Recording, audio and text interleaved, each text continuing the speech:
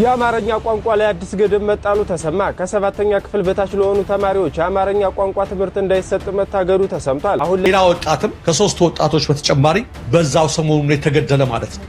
ባሻገርም ይሄውና እንደምትመለከቱት የመጀመሪያ የታሰረበት የመጀመሪያው ምክንያት ምንድነው? ስለ ሰዋሰው ብርሃን ኮሌጅ ብፁዕ አቡነ ዲዮስቆሮስ ናቸው ያሳሰሩት። የመጀመሪያው መጥተናል። የሩፋኤል ቀኝ እጅ መናፍቋ ጴንጤ ናት። እጅ ደግሞ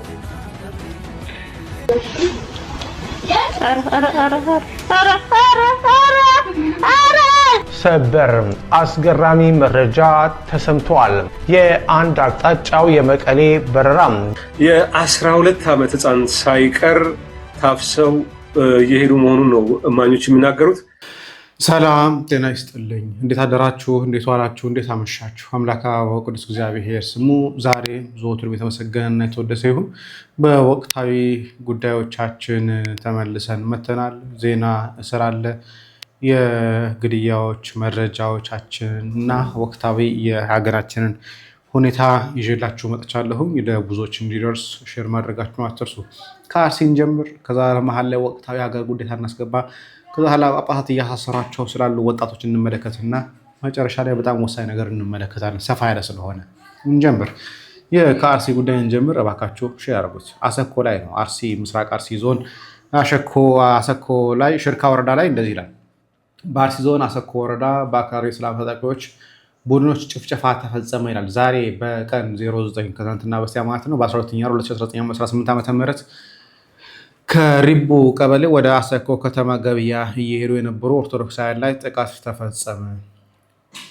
የ20 ዓመት ያልሞላው በለጠ አለማየሁ የተባለ ወጣት ቆራርጠው ገድለውታል። ለጊዜው ቁጥራቸው በውል ያልታወቀ ኦርቶዶክሳውያን ለከፍተኛ አካል ጉዳት ተዳርገዋል። አሁን ከፍተኛ የተኩስ ድምፅ አለ ይላሉ የዓይን እማኞች ይላል። ይህ በእንዲህ እንዳለ በዲያቆናት ላይ የሚፈጸመውን የጅምላ አፈሳ አጠናክሮ ቀጥሏል። ሰሞኑን በሽርካ ወረዳ ዲያቆናት ላይ እየተፈጸመ ባለው አፈሳ ምክንያት አብያተ ክርስቲያናት ባለመከፈታቸው አገልግሎት እየተስተዋጎለ ይገኛል።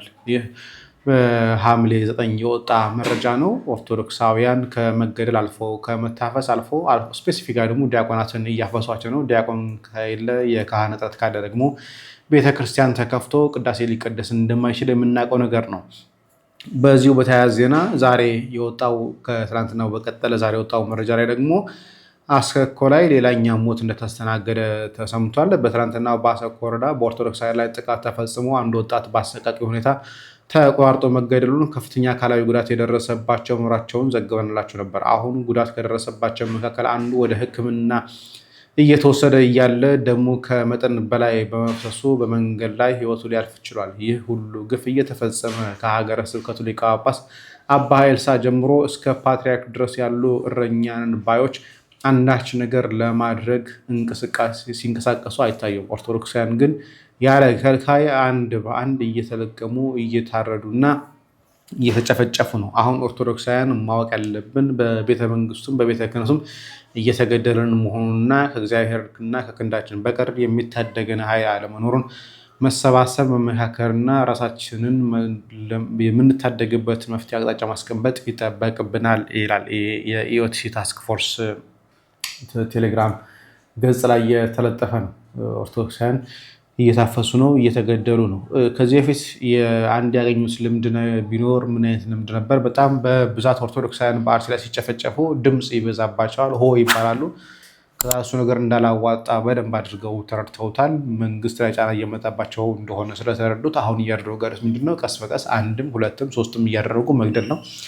የአንድ ድምፅ የሁለት ድምፅ ሰው ደግሞ ሞት ደግሞ ለመግለጫ አይሆንም። ስለዚህ ቀስ በቀስ እንደዛ መጨረስ ይችላሉ። አንድ የ30ውን ከሚገሉና የመግለጫ ብዛት ከሚወጣባቸው 3-4 እያደረጉ ቀስ በቀስ መግደል ለነሱ አዋጪ ነው። መግለጫ አይወጣባቸውም፣ ጫና አይበዛባቸውም። የፈለጉትን ነገር ለማስፈጸም አቅማቸውም ኃይላቸውንም ጭምር በደንብ አድርገው ማስኬድ ስለሚችሉ ይሄ ቀላል መንገድ ሆኖ እየተጠቀሙበት እንዳለ ነው እኔ እየተረዳሁትኝ ያለሁትኝ። ሌሎች አሉ አገልጋዮችን ደግሞ በአንጻሩ በሌላ በኩል ደግሞ ጳጳሳት እያሳሰሯቸው እንደሆነ እንመለከተዋለን። አስቀድመን ግን ከትግራይ ክልል እየወጣ ያለው በጣም የገረመኝ መረጃ ነው። በነገራችን ላይ የአማርኛ ቋንቋ ላይ አዲስ ገደብ መጣሉ ተሰማ። ከ7ኛ ክፍል በታች ለሆኑ ተማሪዎች የአማርኛ ቋንቋ ትምህርት እንዳይሰጥ መታገዱ ተሰምቷል። አሁን ላይ ይፋ በተደረገው አዲስ ስርዓተ ትምህርት መሰረት ከአሁን በፊት ከ3ኛ ክፍል ጀምሮ ይሰጥ የነበረው የአማርኛ ቋንቋ ትምህርት አጀማመር ወደ 7ኛ ክፍል እንዲዘገይ ተደርጓል። የትግራይ ክልል ትምህርት ቢሮ 16 ዓመታትን ያስቆጠረውንና የክልሉን ራዕይ ለማሳካት ከሚደረገው ጥረት ጋር በበቂ ሁኔታ አልተጣጣመም ያለውን የቀድሞ ስርዓተ ትምህርት በመተካት ይህንን አዲስ ካሊኩለም ማዘጋጀቱን ገልጿል። የ2019 ዓመተ ምህረት የመማር ማስተማር ሂደትም በዚህ አዲስ ስርዓተ ትምህርት እንደሚከናወን ታውቋል። ሐሳብ አስተያየታችሁን በኮሜንት አጋሩን። ፎሎ በማድረግ ቤተሰብ ሁኑ። 3ኛ ክፍል ላይ ይጀመር የነበረው የአማርኛ ቋንቋ ወደ 7ኛ ክፍል እንዲዛወር ተደርጓል። የትግራይ ክልል የራሱን አዲስ ስርዓተ ትምህርት ማዘጋጀቱን ይፋ አድርጓል። በስርዓተ ትምህርቱ ላይ 3ኛ ክፍል ላይ ይጀምር የነበረው የአማርኛ ቋንቋ ትምህርት ወደ 7ኛ ክፍል ከፍ እንዲል አድርጎታል። ከ2019 ዓ.ም ጀምሮ የአማርኛ ቋንቋ 7ኛ ክፍል ላይ እንዲጀምር ይደረጋል ተብሏል። የግብረ ገብ ትምህርት በአዲስ መልክ እንዲካተት መደረጉም ተገልጿል። በክልሉ ካሉ ዩኒቨርሲቲዎች 14 ምሁራንን በማሰባሰብ የተቀረጸ አዲስ ስርዓተ ትምህርት ነው ይፋ የተደረገው። እናንተ በዚህ ላይ ምን አስተያየት አላችሁ? በቻናሉ ላይ ቀጣይ የሚቀርቡት መረጃዎች ለማግኘት ፎሎ ማድረጋችሁን እንዳትረሱ። አመሰግናለሁ። በጣም አሳሳቢ ደረጃ ይመስለኛል ይሄ የቋንቋ ጉዳይ። አሁን ሶማሌ ክልል ነው ተምሬ የጨረስኩኝ አብዛኛው የትምህርት ጊዜ። ሶማሌኛም እንደምንማር እንደውም ሶማሌኛ እንደውም የጀመረው እንደውም 7ኛ ክፍል ላይ ስንደርስ ነበር። ሌላውን ግን በአማርኛ ነበር ስንማር የነበረው። ሶማሌ ክልል ላይ አማርኛ የተማርነው ሶማሊኛ የጀመርነው 7ኛ ክፍል ላይ ስንደርስ ነው። ከዛ በኋላ ነው እንደውም ወደታች እየወረደ አሁን የመጣውና ከአንደኛ ክፍል ጀምሮ ሶማሊኛ የሚሰጠው እንጂ በአማርኛ የተማርነው በአማርኛ ነው የጨረስነው። አማርኛ ከአንደኛ ክፍል ጀምሮ አለ። ትግራይ ላይ ግን ምን እየሆነ እንደሆነ አላውቅም። በምን ተአምርም እንዲህ እየተደረገ እንደሆነ አላውቅም። ግን አማርኛ ከ7ኛ ክፍል ጀምሮ ይጀምራሉ የተባለው ከአማርኛ ከ7ኛ ክፍል ጀምሮ ከየትኛው የማህበረሰብ ክፍል ኢትዮጵያ ክፍል ጋር እንደሚግባቡበት እንደሚነጋገሩበት አላውቅም። ቋንቋ መማር እንዲያግባባና እንድንነጋገርበት እንጂ ሌላ ነገር ቁርሾ እንድንይዝበት አልነበረም። ሀሳቡ ቋንቋ በአጠቃላይ መግባቢያ ስለሆነ ማለት ነው። 12 ዓመት ህፃን ሳይቀር ታፍሰው የሄዱ መሆኑን ነው እማኞች የሚናገሩት። ከታፈሱ በኋላ የሚሄዱበት የተሻለ ትልቅ ክፍያ፣ የተደላደለ ኑሮ እንደሚኖሩ ምልመላ ላይ ወድጄ ፈቅጄ ነው የገባሁት በሉ አሊያ የተለያየ ችግር ይደርስባቸዋል በማለት እያስፈራሩ እንደሆነ እየገለጹ ነው።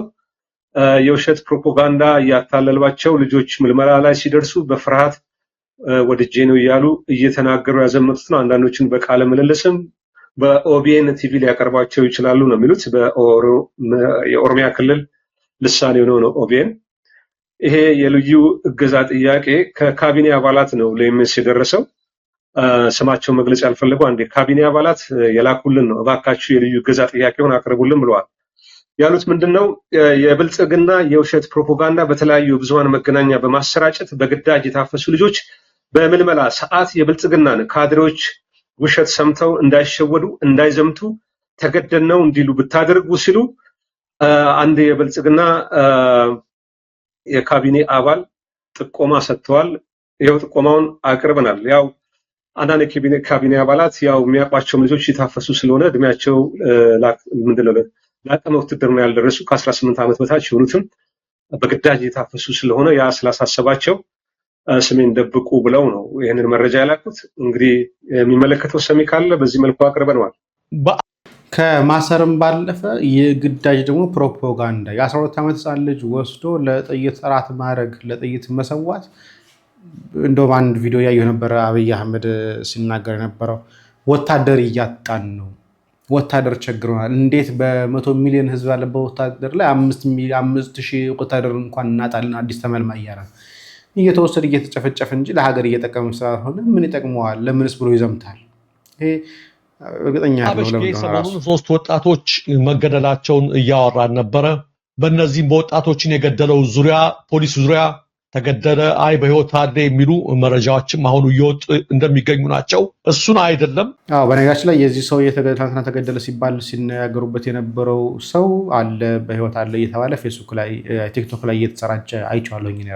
ዋናው ነገር እንድናተኩርበት የፈለግኩት ተመልካቾቻችን በአበሽጌ ሶስት ወጣቶች መገደላቸውን ተከትለው የአካባቢው የዞኑ መስተዳድር የተናገሩትን ነገር ነው። ሽፍታ ስለሆኑ ገድለናቸዋል የሚል መልስ ሰጥተዋል። በነገራችን ላይ ለካ ሽፍታዎች ላይ እርምጃ እየወሰዱ ነው ሲሉ እኛ የሶስቱን ወጣቶች ብቻ ነው የተመለከትነው። በአበሽጌ በጣም የከፋ ነገር ነው እየተደረገ ያለው በተከታታይ። ሌላ ወጣትም ከሶስት ወጣቶች በተጨማሪ በዛው ሰሞኑን የተገደለ ማለት ነው።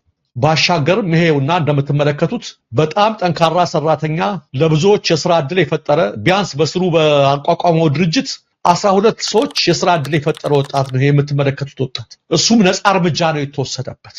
ለዚህ ነው ማንም ወሰደት ምንም ፍትህ አልተገኘም እያልን እየጮህን ያለነው ለዚህ ነው። በአበሽጌ ግን እየተደረገ ያለው ይሄ ብቻ አይደለም ተመልካቾቻችን። በአበሽጌ አጠቃላይ የሚኖሩ የአማራ ብሔር ተወላጆች ላይ በጣም በሚዘገንን ሁኔታ ይሄም ከስራ ውሎ ሲመጣ ማታ 2 ሰዓት ላይ ነው የገደሉት ቤቱ ሲገባ። ይሄ የምትመለከቷቸው ቤቶች በአበሽጌ ወረዳ ናቻ ቁሊቲ ቀበሌ በተፈጸመ ጥቃት የአማራ ተወላጆች እና የአርሶ አደሮች ንብረት ነው የወደሙት። በጋራጆች ምኖች ጠቅላላ ተመርጠው ለብቻው የአማራ ተወላጆች ናቸው። በአበሽጌ ወረዳ መከራና ፍዳ እያዩ ያሉትና ንብረታቸው፣ ቤታቸው፣ ጋራጃቸው እንደምትመለከቱት ነው። መኪኖቻቸው በሙሉ ሳይቀሩ በዚሁ በአበሽጌ ወረዳ 15 መኖሪያ ቤቶችን ጨምሮ ተሽከርካሪዎችን ጨምሮ ሁሉም የአማራ ተወላጆች ናቸው ኢላማ የተደረጉት። በጉራጌ ዞን ነው አበሽጌ ወረዳ የሚገኘውና ስር የሰደደ ነገር ነው። ይሄን ተከትሎ አንዳንዶቻችሁ ይሄ አበሽጌ ወረዳውን አማራ ተወላጆች ላይ የተፈጸመውን ጥቃትና እየተፈጸመ ያለውን ጥቃት ከጉራጌ ማህበረሰብ ጋር ለማገናኘት የምትሞክሩ አላችሁ። መረጃ የሌላችሁ እንዳትሳሳቱ እሺ። አገዛዙ ሆነ ብሎ ነው ይሄን የሚያደርገው። እዛ አካባቢ ኢንቴንሽናሊ ነው። አበሽጌ ወረዳ ማለት በኮማንድ ፖስት መተዳደር ከጀመረ ዓመታት አልፈውታል። ከጉራጌ ማህበረሰብ ጋር የሚገናኘው ነገር የለም። ምክንያቱም አበሽጌ ከሚያዋስኑት የኦሮሚያ ክልል ጋር ከ60 ሺህ በላይ ሰዎች ተፈናቅለው እዛ ነው ያሉ። ማን ያፈናቅሏቸው? የኦሮሚያ ልዩ ኃይሎች ያፈናቅሏቸው። አዋሳኝ ነው ኦሮሚያ ጋር። እዛ ነው ተጠልለው የሚገኙት ወንድም እህቶቻችን በሙሉ ብዙዎች በርካቶች በሰላም በፍቅር ከማህበረሰቡ ጋር። አካባቢው የተመራ ያለው ማን ነው? በኮማንድ ፖስት ነው። እንዳትሳሳቱ ብዬ ነው። የኮማንድ ፖስቱ አመራር ማን ነው? መሪ እንዳትሳሳቱ፣ የኦሮሚያ ፖሊስ አዛዥ ድሪባ ኩማ ነው። ድሪባ ኩማ ምንድነው? የዛ የአበሽጌ ኮማንድ ፖስት እዛ አካባቢ ያለው ፖሊስ አዛዡ እሱ ነው። የጸጥታ ዘርፍ ኃላፊ ደግሞ መቸለት ሰምታችሁ የሀዲያ ተወላጁ ተመስገን ካሳ ነው። ሽፍታ እናጸዳለን ያለው ማለት ነው። ስለዚህ እነዚህን ወጣቶች እያደኑ እያስገደሉ ያሉት የመንግስት ኃይሎች ናቸው፣ የኦህዴድ አመራሮች ናቸው። በፍጹም ከጉራጌ ማህበረሰብ ጋር የሚገናኝ ነገር የለም። ለምን እዛ ጋር እንዲፈጸም ተፈለገ ካላችሁ ግን መልሱ ያው በማህበረሰብ መካከል ግጭትን መፍጠር ነው። በማህበረሰብ መካከል እዛ አካባቢ ይሄ ነገር ተፈጸመባቸው ተብሎ የአማራው ማህበረሰብ አሁን ጭንቀት ስለሆነ ከሌላው ጋር በማጋጨት የተለያየ ነገር ጥላትነት ሊመስራት ነገር እንጂ ዋናዎቹ አዛዦች ገዳዮቹና አስገዳዮቹ ኦህዴዶች ናቸው። እነ ድሪባ ኩማ ናቸው አካባቢውን እየተቆጣጠሩ። ስለዚህ በፍጹም ስህተት እንዳንሰራ፣ እነሱ ባጠመዱት ወጥመድ እንዳንወድቅ፣ በእነሱ በቀደሉት ወይ እንዳንገባ አንዳንድ ማያውቁ ሰዎች እንደ ደግሞ ጉራጌዎች እንደዚህ ያደርጉ ጀመር እንደዛ አካባቢ የሚሉ ይችላል። አይደል፣ እነሱ ጋር አይገናኙ። ከ60 ሺህ በላይ ነግሬያቸዋለሁ። ብዙ ህዝብ በፍቅር ይኖራል፣ እዛ በፍቅር ይኖራል። ደግሞ ታውቁታላችሁ እንደማናቸውም ህዝብ የጉራጌ ማህበረሰብ ከአማራው ጋር በጣም በልዩ ፍቅር የሚኖር ተዋልዶ ጋብቶ ምን ብሎ የሚኖር ነው። እነሱ ጋር የሚገናኝ ነገር አይደለም። እንደውም ጥቃት የደረሰባቸውን አንዳንዶቹም ያተረፏቸው እዛው ያሉ ናቸው። ማህበረሰቡ ባያተርፋቸው ከዚህ በላይ እንሰማ ነበር። ስለዚህ ዛሬም እየገደለ ያለው በወለጋም በአርሲ ሲገል የነበረው ነው የሚለውን ነገር በደንብ አድርጋችሁ እንድትመለከቱ እንድታሰብሩበት ብዬ ነው። ይሄ ነው እየሆነ ያለው። በጣም አሳፋሪና አሳዛኝ ነገር ነው እየሆነ ያለው። ከጉራጌ ጋር ተገናኝቶ በነገሮች ላይ አንዳንድ ኮሜንቶችም ቲክቶክ ላይ እየተመለከቱት የነበረው ኮሜንቶ ፌስቡክ ላይ እየተመለከቱት የነበረው ጉራጌም ጠግቦ አማራ መግደል ጀመረ እንዴ የሚሉ ሰዎችን ጭምር እያየሁ ነበር። ይህ በጣም ነውር ነው ወይ ደግሞ አለመረዳት ነው። ምን እየተፈጠረ እንደሆነ በአግባቡ መረጃ ሳይኖረው ሲቀር ዘሎ የሆነ ማህበረሰብን የሆነ ብሔርን ማጥቃት እየተለመደ እየመጣ ይመስለኛል። ያልሆነ ነገር መጀመሪያ ከስሩ መረጃዎችን ማጣራት፣ ማን ምን እያደረገ ነው የሚለውን ነገር ካልተረዳን ከባድ ነው እያስባለሁ። ጉራጌ አንዱ በአብይ አህመድ ጥቃት እየደረሰባቸው ካሉ አካላት መካከል ላይ ከመርካቶ እንዴት አድርገው እየተፈናቀሉ ላይ እየተባረሩ እንደሆነ የሚያውቀው መረጃ ያለው ሰው ያውቀዋል። የሚገርመው ማለት ነው። ወደ መምህር ኤርሚያስ ልምጣ። መምህር ኤርሚያስ ታስሯል። የታሰረበትን ምክንያትም ከዚህ በኋላ የምንመለከተው ነው የሚሆነው። ሼር አድርጉት። እዚህ ወንድማችን ስለ ራማ ስለ ደባትር ትላንትና ቪዲዮ ሰርች የላችሁ ነበረ። የቤተሰቡን አካል ማግኘት ችያለሁኝ። ሆኖም ከሐምሌ 25 ቀን ጀምሮ በእስር ላይ እንደሚገኝና በጨለማ ክፍል ውስጥ እንዳለ ነው። ፍርድ ቤት ቀርቦ 3 ጊዜ ይለቀቅ ተብሏል። የዋስትና ብር ከፍሎ በሌላ ወንጀል እንፈልገዋለን እያሉ እያንገላቱት ይገኛሉ። አሁን ምንም ነገር አላንዛዛም። ያሳሰራችሁት አካላት አስፈቱት። የማታስፈቱት ከሆነ እያንዳንዳችሁ በማስረጃና በመረጃ ማጋለጤን እቀጥላለሁኝ። ወንድማችን ፍትህ ጠይቁ። ሁላችሁም ቪዲዮ እየሰራችሁ ወንድማችን እግዚአብሔር አምላክ ካንተ ጋር ይሁን። እውነትህን ይዛልና እማምላክ ወላዲተ አምላክ እቅፍ ድግፍ አድርጋ ከዚህ ጨለማ ክላስ ታውጣ። እንግዲህ መጀመሪያ ሰጥቶ የነበረው ቪዲዮ ይሄ መምህር የት ሄደ የት ገባ የሚል ነበር። ከዛ በኋላ በውስጥ መስመር ተነግሮታል እንደታሰረ። የታሰረውም ትንሽ ቆየት ብሏል። ማንም ሰው አላወቀም እንጂ ምንድነው የታሰረው የሚለውን ነገሮች አንድ 3 ቪዲዮዎች እንመልከት። ተናል የሩፋኤል ቀኝ እጅ መናፍቋ ጴንጤ ናት። እቺ ደግሞ አርቲስት ሩፋኤል ማለት ታድሶና መናፍቅ የሆነ ግለሰብ ኦርቶዶክሳዊ ልዕልና የሌለው ሁሌም እንደምላችሁ እኔ የምለው እኔን የሚጨንቀኝ የጋምቤላ ኦርቶዶክሳዊ ወጣት ነው፣ የሰንበት ትምህርት ቤት አባላት ነው። እናንተም የዘልማድ ኦርቶዶክሳውያን ናችሁ። አርፌ ልቀመጥ። በቃ እንደው ማንም ጥባጥቤ ይጫወትባችኋል አይደል? ሀገረ ስብከታችሁ እናንተ ኪሳችሁን እንዳብሳችሁ መቀነታችሁን ፈታችሁ የምታስገቡት ሙዳየ ምጽዋት ማንንም ጴንጤ ይቀልብ ያበልጽግ። ኧረ ነቃ በሉ እንዴ! 21ኛው መቶ ክፍለ ዘመን እኮ ነው። ሃይ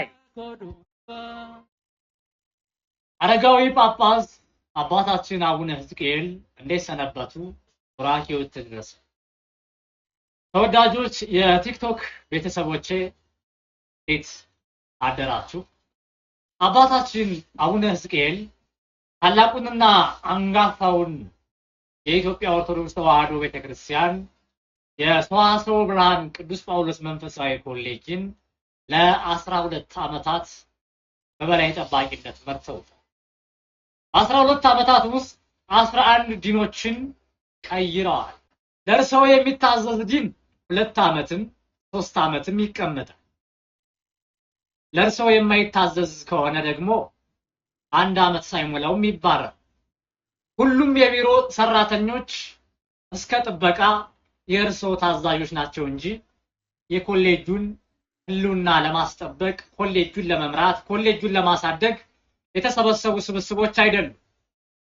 የኔ ጥያቄ ታህሳስ 27 2018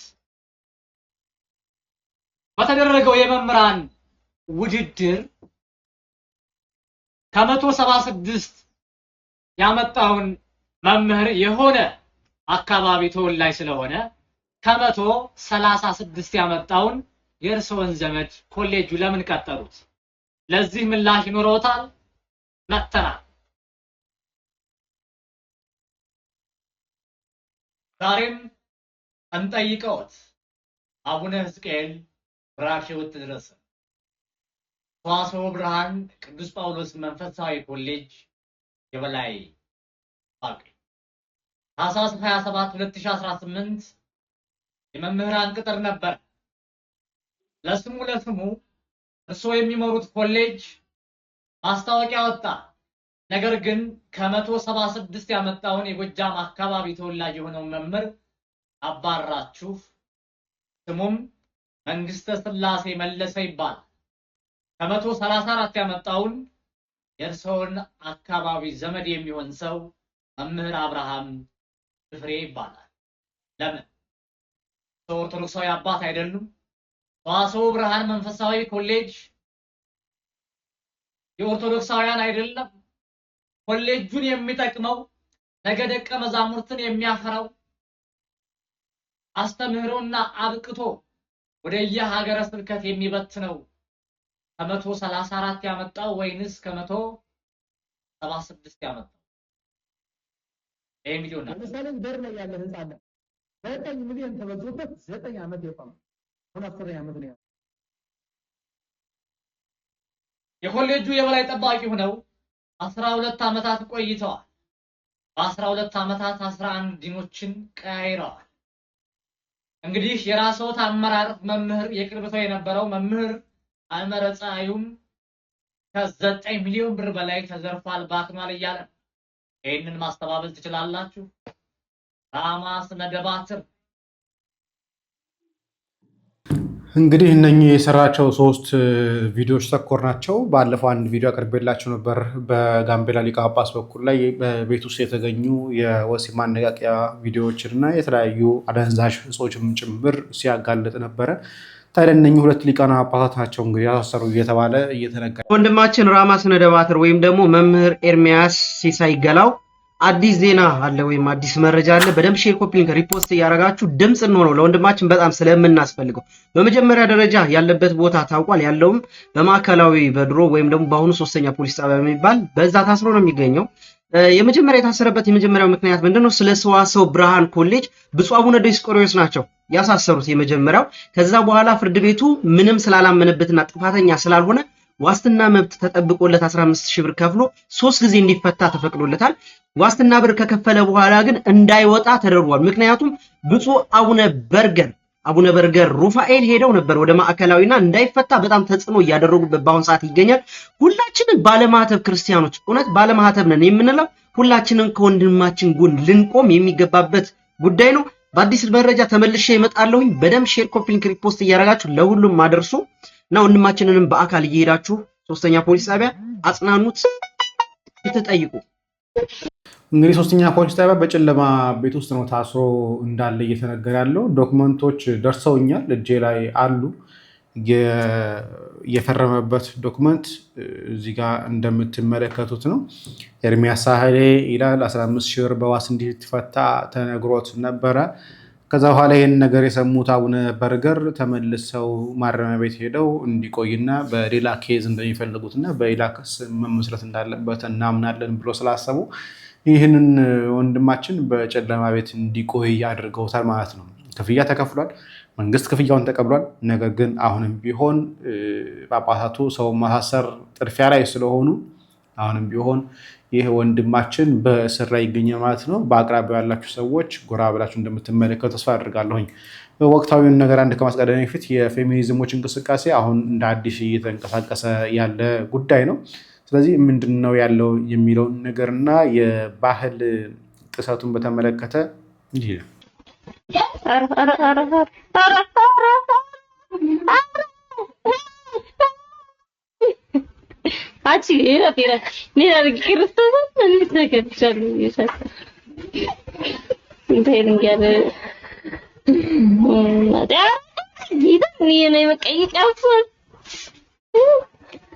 Yuck, why not? You like me, I like you. Anna, Alulata. It's okay, but Kubaye with that shit. You're in resident. Never cut the family. Aren't you ambition? And you sit down with it. I'm already. Come on, little target. መጋባት እኮ ታርጌት መልካም እዚህ ቪዲዮ ላይ መለስበታለሁ። አንድ ሐሳቤን የገለጠች እህት አለች፣ እሷን ሰምተን እንመለስ እስኪ።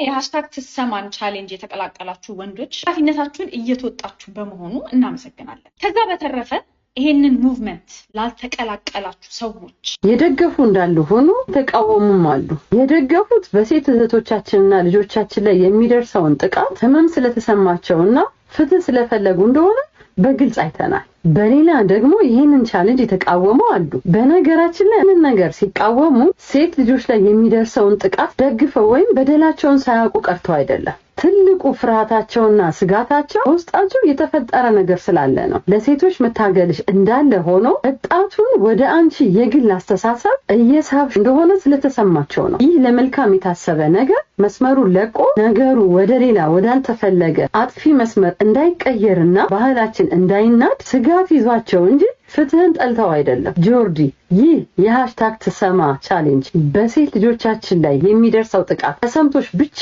ከሆነ ይህንን በጎ ተግባርሽን ሳላደንቅ አላልፍም። ተባረኪ። ግን በዚህ በሴቶች ጥቃት ሽፋን ስር ሌላ የተደበቀ ዓላማና የግል አስተሳሰብሽን ልታራምጅበት ካሰብሽ ይህ በትውልድ ላይ የሚሰራ ትልቅ ወንጀል ነውና በትውልድ መጥፋት ተጠያቂ እንዳትሆኚ እባክሽ ተጠንቀቂ። ለወጣቱ ማስተላልፈው መልእክት የሃሽታግ ትሰማ ንቅናቄ ለፍትህ ስትሉ ተቀላቀሉ እንጂ ከጀርባ አለ የሚባለው የማይታየውን ስውር አጀንዳ ሰለባ እንዳትሆኑ በጥንቃቄ ተጓዙ እባካችሁ። የብዙዎቻችንን ዳር ያዝነውን ሰዎች ሐሳብ ተወክላለች ብዬ አስባለሁ። እንደውም #ትሰማ የሚለውን የተነሳውን ሐሳብ ሳይሆን ከሐሳቡ ጀርባ የታቀደውን ክፉ ዓላማ ከመጸየፍም ከመቃወምም አንፃር አንዳንዶች ሲያዘዋውሩ እንደተመለከትኩት ይህንን ሁሉ ፕሮፋይል ባደርገው ደስ ይለኛል። እውነቱን ለመናገር ተሳካም አልተሳካም በየ5 ዓመቱ ምርጫ የምናካሂደው የሚመራንን ፓርቲም ሆነ ግለሰብ ለመምረጥ ነው። ባልመረጥነው ከተመራን ያልፈለግነው ላያችን ላይ ቁጭ ካለ አመራሩም ቢሆን መሪነቱ ልክ ነው ብለን ስለማናስብ ነው ምርጫ ላይ ሁላችንም የምንሳተፈው። ስለዚህ እኛ የሌለንበት አንዲት ግለሰብን ሱፐር ገርል ለማድረግ ምን ተፋተፍበት ምንም አይነት ምክንያት የለኝም። #ትሰማ ተብሎ የተነሳው የሴቶችን ግፍ ሞትና በደልን በተመለከተ የህግ ክፍተትም ላይ ሆነ ህጋዊ አካሄድ ላይ ጥብቅ የሆነ እርምጃ ወንጀለኞች ላይ እንዲደረግባቸው ከሚስማሙ ሰዎች መካከል አንዱ በሆንም ነገር ግን ጉዳዩን የሚዘውሩት ልክ እንደ ጆርዲ አይነት ሴቶችን ስመለከት ያነሳሱ ያሉት ነገር የሴት ልጅ ጥቃትን ከመከላከል በላይ ቤተሰብን የሚያፈርስ ባልና ሚስትን የሚያጋጭ እህትና ወንድምን የሚያቃርን በጾታ መካከል ጥርጣሬና ስጋት እንዲያደር የሚያደርግ ከሁሉ በላይ ደግሞ በሃይማኖትም ሆነ በባህላችን ውስጥ እጅግ ጸዩፍ የሆነውን የተመሳሳይ ጾታ ጋብቻን የሚያበረታታ ድርጊት ከጀርባው እንዳንቀልባ ተሸክሞ መምጣቱን ስናስብ ከዚህ ጉዳይ ጋር መሳተፍ እንዳንችል ተደርገናል። የመጀመሪያው ቪዲዮ ላይ እንደተመለከታችሁት ይህች ግለሰብ ከአንዲት ሴት ጋር ሆና ኋይኖት እኔና አንቺ ከተዋደድን ከተሳሰብን ከተፋቀርን ኋይኖት እያለች በዛች ሴትና በሷ መካከል ያለውን መፈቃቀድ ወደ ተመሳሳይ ጾታ ልታሳድግ እንዴት አይነት ፍላጎት በልጅቷ ላይ ስታሳድር እንደነበረ ትመለከታላችሁ። እኔ በቀጥታ ወንድ ነው የምፈልገው ስትላት ደግሞ የምትፈልጊው ነገር በብልቃጥ ይመጣልሻል ብላ ሴትን ከወንድ ነጥሎ ወንድን ከሴት ነጥሎ የተመሳሳይ ጾታ ጋብቻና ፍቅር በዚህ ምድር ላይ እንዲሰፍንና በዚህ ርኩሰት ምድሪቷ እንድትዋጥ ከኋላ አጀንዳ አንግበው እየሰሩ እንደሆነ በግልጽ ማወቅ ይቻላል። ስለዚህ የትኛው መንጋ ውስጥ ከመቀላቀልና መንጋዊ እንቅስቃሴ ከማድረግ በፊት የመንጋው መሪ ማን እንደሆነ ማወቅና ከኋላ ያለውን ዓላማ በተቻለ መጠን መረዳት የጉዳዩን ፍጻሜ እንድታውቁ ያደርጋል። ለምሳሌ የሆነ ጥግ ላይ የሆነ ሰው የበደላት የሆነች ሴት በመኖሯ ምክንያት ፍትህ ስላልተሰጠ በሰላም በትዳራቸው ተከባብሮ ተደማምጠው የሚኖሩ ባልና ሚስት መካከል ባልሽ ላይ አምጪበት፣ ቤተሰብሽን ደና አድርገሽ አትምሪ፣ አንቺ ነሽ ሁሉን ነገር ምዘውሪው፣ አቅምሽን እንዲያዩ ስራ አቁሚ፣ በትዳርሽ ውስጥ የምታደርጊውን የራስሽን በጎ ተጽዕኖ አቋርጪ ብላ ትዳር ያለዚህ ሴት ትዳር የያዙ ሴቶችን ትዳራቸውን በሚያፈርስ መንገድ ምክርን የምትለግስ ከሆነ ይህችን ሴት እንደ ማህበረሰብ ጠቃሚ አካል ሳይሆን እንደ ማህበረሰብ አፍራሽ አካል ብመለከታት እሷ ካነሳችው ማህበረሰብን ከሚበጠብጥና የማህበረሰብን እሴት ከሚያፈርስ እኩይ ድርጊት አንፃር እኔ ያሰብኩት ስለሷ ብዙም ክፋት እንደሌለው ለማወቅ ማሰብ ብቻ ነው የሚጠይቀው። ስለዚህ ሃይማኖት እንዳለው ሰው እንደሚያገናዝብ ሰው የትኛውንም በሴት ልጅ ላይ የሚደርስ ሰብአዊ መብት ጥሰትንም ሆነ ጥቃትን እንደ ወንድ እንደ አባት እንደ ቤተሰብ መሪ የምቃወም መሆኑን እያሳወቅኩ ነገር ግን መሪዎቹን አይቼ የምቀላቀለውን ነገር ለመምረጥ ዳርዬ መመልከቱን መርጫለሁ። #ትሰማ በላይ ይሄኛውን ዓላማ አድርጌ እነሳለሁ። ይመቻችሁ። እናመሰግናለን። በመጽሐፍትን ለሚያነቡ ሰዎች ብዙ ጊዜ ቅዱስ ዮሐንስ አፈወርቅ የሚናገረው ነገር አለ። አንድን መጽሐፍ ከማንበብ በፊት ጸሐፊው ማንነቱ ወቅ ይላል። ስለዚህ አንድን እንቅስቃሴ ጆይን ከማድረጋችሁ በፊት ስለዛ ሙቭመንት መሪዎች ምን አይነት ናቸው? ቤተሰብ አፍራሽ ወይስ ቤተሰብ ያላቸው? ቤተሰብ የሚመሩ ወይስ ቤተሰብ አጦች? የሚለውን ነገር ጥንቃቄ ማየት ተገቢ ነው። የፍትህ ጥያቄዎች ሁሌም ቢሆን በሚዲያችን ላይ እናቀርባቸዋለን። ፍትህ የሚያስፈልጋቸውን አካላት ፍትህ እንዲሰጣቸው እንጠይቃለን። ዛሬም ነገም ከነገ ወዲያ። ምክንያቱም የሁለት ሴቶች ልጆች አባት ነኝ። የባለቤት አለች፣ እህት አለኝ፣ እናት አለኝ። ስለዚህ ሴቶች ላይ ጥቃት የሚደርሰው ነገር እንዳለ እቃወማለሁ። በሴቶች ጥቃት ሰበብ ግን ወንድ ጠልነትን የሚያስተላልፉትን ግን ሁሌም ቢሆን ከመቃወሙ ዳር አይደለም። የኛው እንስማ። ሰበር አስገራሚ መረጃ ተሰምቷል። የአንድ አቅጣጫው የመቀሌ በረራ የአየር መንገዱ መረጃ የትግራይ ክልልን ወቅታዊ ሁኔታ አጋልጧል። በኢትዮጵያ አየር መንገድ ከአዲስ አበባ ወደ መቀሌና ከመቀሌ ወደ አዲስ አበባ በሚደረጉ በረራዎች ላይ የታየው ከፍተኛ የተሳፋሪዎች የቁጥር መዛባት በትግራይ ክልል ያለውን ወቅታዊ የፖለቲካ የደህንነትና የኢኮኖሚ ቀውስ ፍንትው አድርጎ የሚያሳይ ሆኗል። ለነገ እሁድ ከአዲስ አበባ ወደ መቀሌ 6 በረራዎች የተመደቡ ቢሆንም ይህ ዜና እስከተጠናከረበት ጊዜ ድረስ ለ6ቱ በረራዎች በአጠቃላይ ትኬት የቆረጡ መንገደኞች ቁጥር 64 ብቻ መሆኑን የውስጥ ምንጮች ለዛሀበሻ አረጋግጠዋል። በአንጻሩ ከመቀሌ ወደ አዲስ አበባ የሚደረጉ በረራዎች እስከ ኦገስት 20 ድረስ ሙሉ በሙሉ የተሸጡ ወይም ሶልድ አውት ሲሆኑ ከኦገስት 21 በኋላ ያሉት ቀናትን በፍጥነት እየሞሉ ይገኛሉ። ከአዲስ አበባ ወደ ክልሉ መዲና የሚሄደው ሰው ቁጥር ባዶ ሊባል በሚችልበት ደረጃ ላይ ወድቋል። ይህ ያልተመጣጠነ የበረራ ፍላጎትና የአንድ አቅጣጫ የፍልሰት አዝማሚያ ከኢኮኖሚ ማሽቆልቆል ባሻገር በክልሉ እያንዣበበ ያለውን ከባድ የደህንነት ስጋት በግልጽ የሚተረጉም ነው። የፕሪቶሪያው የሰላም ስምምነት አምቶት የነበረውን አንጻራዊ ሰላም አሁን ላይ በጦርነት ዝግጅትና በውጥረት እየተካ ይገኛል። በተለያዩ ግንባሮች ወታደራዊ እንቅስቃሴዎች መኖራቸው እንዲሁም በግዳጅ የተካሄደ ያለው የግዳጅ ምልመላ ወይም አፈሳም በተለይም ወጣቱንና አምራቹን የህብረተሰብ ክፍል ክፉኛ እያሸበረ ይገኛል። በተለይም ሁኔታውን ይበልጥ ውስብስብና አደገኛ ያደረገው የኤርትራና የሱዳን ታጣቂ ኃይሎች ከህወሓት ጋር በማበር የፌዴራል መንግስቱን ለመውጋት ከነሙሉ ትጥቃቸው ወደ ክልሉ መግባታቸው ነው። ይህንኑ አዲስ የትብብር ግንባር የህወሓት ሊቀመንበር ዶክተር ደብረጽዮን ገብረ ሚካኤልና ሞንጆሪኖ በአደባባይ ማመናቸውና የውጭ ኃይሎችን በክልል ውስጥ በተጨባጭ መታየታቸው ነዋሪው ክልሉ ዳግም ወደማይወጣበት የጦርነት አዙሪት ውስጥ እየገባ መሆኑን እርግጠኛ እንዲሆን አድርጎታል። ይህ እጅግ አሳሳቢ የጦርነት ነጋሪትና የስነ ልቦና ሽብር ህዝቡ ቀየውን ጥሎ እንዲሰደድ ዋነኛ ምክንያት ሆኗል። የዓለም አቀፍ የድህረ ጦርነት ጥናቶችና የሌሎች ሀገራት ተሞክሮዎችም ይህንኑ ሀቅ ያረጋግጣሉ። ለምሳሌ በ1990ዎቹ አጋማሽ በቦስኒያ ሄርዞጎቪና ከዴተን የሰላም ስምምነት በኋላ ተኩስ ቢቆምም የፖለቲካ አለመረጋጋትና አዲስ የጦርነት ስጋት ዳግም ባንዣበበ ቁጥር የውጭ ኃይሎች ጣልቃ ገብነት ሲጨምር ከፍተኛ ቁጥር ያለው አምራች የሰው ኃይልና ወጣት ሀገሪቱን ጥሎ ወደ ምዕራብ አውሮፓ ተሰዷል። በተመሳሳይ በኮሎምቢያ ከመንግስትና ከፋርክ ታጣቂዎች የሰላም ስምምነት በኋላ ዳግም ግጭቶች ባገረሹባቸውና ታጣቂዎች አዲስ የግዳጅ ምልመላ በጀመሩባቸው ግዛቶች ህዝቡ ወደ መዲናዋ ቦጎታ ያደረገው የውስጥ ፍልሰት እጅግ ከፍተኛ ነበረ። እነዚህ ተሞክሮች የሚያሳዩት ከጦርነት የወጡና ዳግም የጦርነት ስጋት ያለባቸው አካባቢዎች የሰላም ስምምነት ተከትለው መረጋጋትን ካላረጋገጡ አካባቢዎቹ አምራች ከሆነው የሰው ኃይል ባዶ መሆናቸው የማይቀር መሆኑን ነው። በትግራይ ክልል አሁን ላይ የታየ ያለው እውነታም ይሄው ነው። የፋብሪካዎች መዘጋትና የኑሮ ውድነት እንዳለ ሆኖ በየመንገዱ የሚካሄደው አፈሳ፣ የውጭ ኃይሎች መግባትና የጦርነት ዝግጅቱ ህዝቡን ተስፋ አስቆርጦታል።